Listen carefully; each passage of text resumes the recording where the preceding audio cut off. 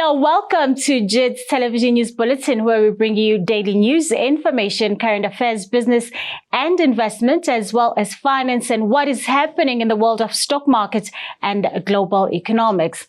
Entertainment is our business. News on multiple platforms for all Zimbabweans and all Africans on one channel. The time is here. Isikhathi sifikile. Now let's take a look at your headlines this hour. Zimbabwe government urges farmers to consider sunflower farming as the country seeks to substitute money used on sunflower crude oil imports.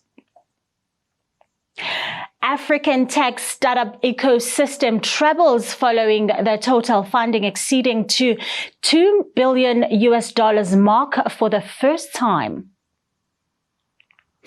And in your sports, Tunisia sacks its head coach Monda Kabir following the team's elimination from the Africa Cup of Nations. Let's take a look at your leading story this hour. All Zimbabwean communal farmers will soon be required to venture into sunflower farming as the country seeks to substitute $200 million worth of crude sunflower oil imports. Government has already started providing communal farmers with inputs to enable them to get involved in sunflower farming. This will ensure the country ceases imports of between 60,000 and 65,000 metric tons of crude sunflower oil from South Africa annually. Furthermore, government has included sunflower seeds among inputs being given to farmers this summer farming season, and the sunflower seeds can be accessed at the Grain Marketing Board, which has been challenged to distribute the inputs as soon as possible. More to that, Lands, Agriculture, Fisheries, Waters and Rural Development Minister Dr. Anxious Masuka says government is targeting to place 120 hectares of land under sunflower cropping in rural communities. Zimbabwe government, meanwhile, expects to distribute at least 600 metric tons of sunflower seeds to farmers, and going forward, it will be part of the Fumvudza Intwasa farming inputs. Moving on to other stories, former Northwest Premier Supra Mahumapelo says the court cases against former President Jacob Zuma have contributed to a decline in the African National Congress's support during last year's municipal elections. He was amongst other ANC members who were at the Pietermaritzburg High Court to support Zuma. The court case was heard yesterday and will reappear in court on February 16. The former president has filed an application for leave to appeal last year's court judgment that dismissed his application for the recusal of prosecutor advocate Billy Downer. However, Mahumapelo says some ANC supporters decided not to vote in protest, as there are people within the ANC and within society who are very angry with the manner in which Zuma is being treated, particularly where he was arrested and put in jail before having a trial. Relating to that, the Zuma Foundation indicates that they may challenge the ruling on the matter pertaining to Advocate Downer's alleged leaking of information regarding Zuma's health to the media. Meanwhile, Zuma is accused of receiving an annual bribe of 500,000 rand from French arms company Thales in exchange for using his political position to stop investigations into the controversial multi-billion rand arms deal of 1990s. Well, coming up next now is your JIT TV business news. When I travel far and wide, I'm always searching for an easy way to get things in one place. It's right here, it is at your fingertips. This is it. Check it out. It's got it all. Gateway Street. A lifestyle like no other that you know. Get it all. Get it now. All in one experience. This is it.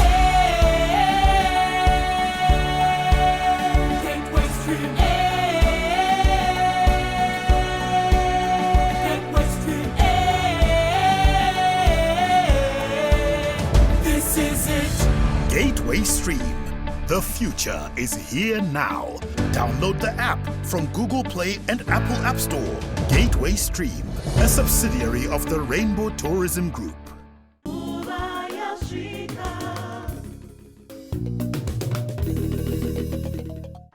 Now let's see what's happening on your business news this hour. Zimbabwe's beef head registers significant increases from the drought effects experienced in recent years due to availability of stock feed and grazing pastures.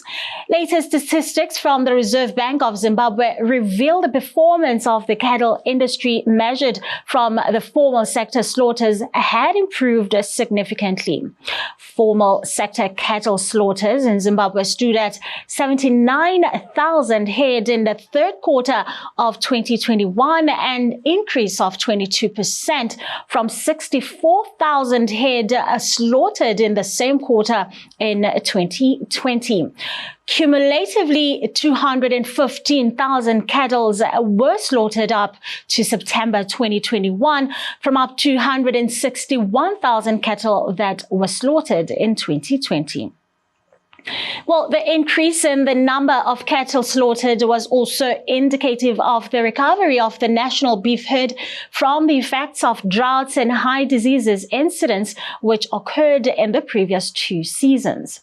The central bank said this was in line with improved Orflex supported by the availability of stock feed, grazing pastures and water. In addition, the relatively relaxed COVID-19 lockdown measures resulted in higher economic activity, leading to greater consumption of livestock-related products. At its peak, Zimbabwe's beef cattle herd was 1.4 million and raked in $50 million annually from exports to the lucrative European market, particularly the UK, Germany, and the Netherlands. For most beef producing provinces of Zimbabwe, commercial beef sales accounted for about 80% of income.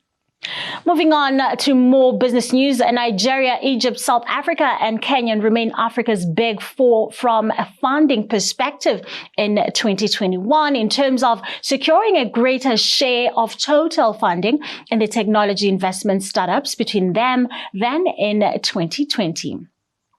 Well, according to the 7th edition of the annual African Tech Startups Funding Report, which JIT-TVzw received this week, investment into the African tech startup ecosystem trebled over the course of a record-breaking 2021 that saw total funding pass the $2 billion mark for the first time. The top performer in raising funds for technology and African tech startups in Nigeria, which soared past all other countries with 161 startups raising a huge combined total of more than $900 million.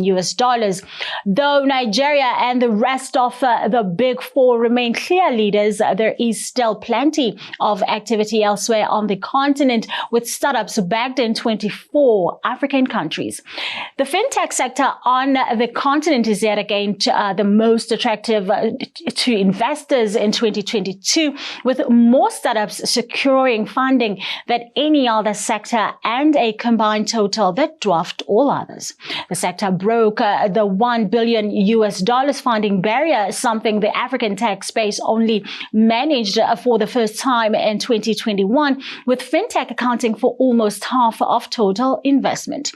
Relating to that, MFS Africa founder and CEO Dare Okojo says that the African tech ecosystem had experienced unprecedented growth, breaking records year after year.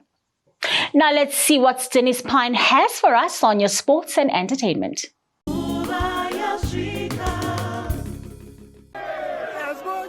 Singing show 18, MOA 18. Tripia mi pume Italy, as born, de la song, yeah. Singing show 18, MOA 18. Tripia mi pume Italy. It's the JIT experience, guys. This is the JIT experience. De la song, yeah. Singing show 18, MOA 18.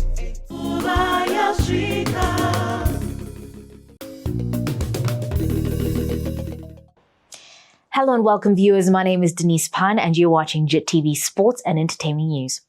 In your sports news this hour, Tunisia sacks coach Amonde Kabir following the quarter-final exit at the Africa Cup of Nations after they were beaten 1-0 by Burkina Faso, who are 30 places below the North Africans in the world rankings. Kabir, 51, had been in charge of Tunisia since August 2019 when he came in to replace Ria.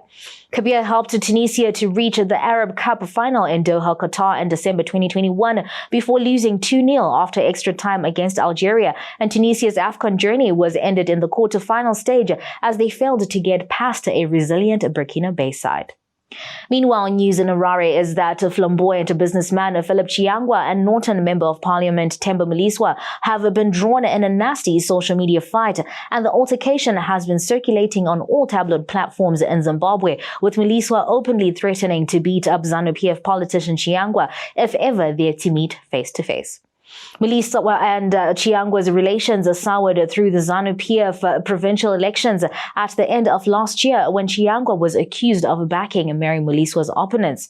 The feud between the two is viewed as a battle for the control of Mashonaland West province, where both are former provincial ZANU-PF chairpersons and former President Robert Mugabe's home province.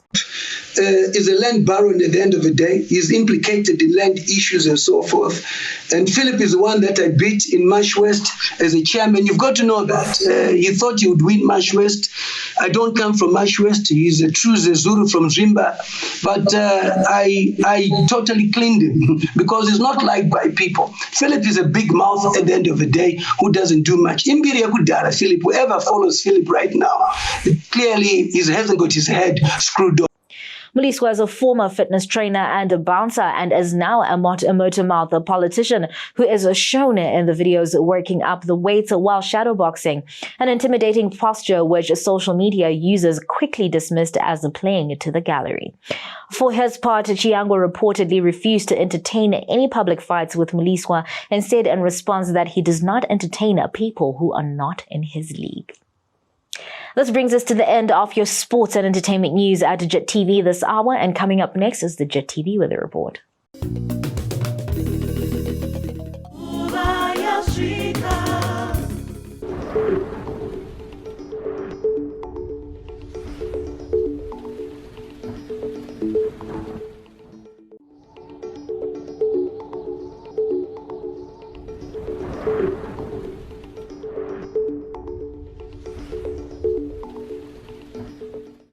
This brings us to the end of our JIT television news bulletin this hour. Please do stay tuned on JIT-TV as we bring you the best in entertainment news and information, analysis, sports, business, and all the headlines of the day. And do stay in touch on Twitter, Facebook, and our website www.jit-tv.tv and leave a comment. My name is Nogutula Shabalala in Tombi Yagwamshengu. See you same time tomorrow and stay connected. Cheers.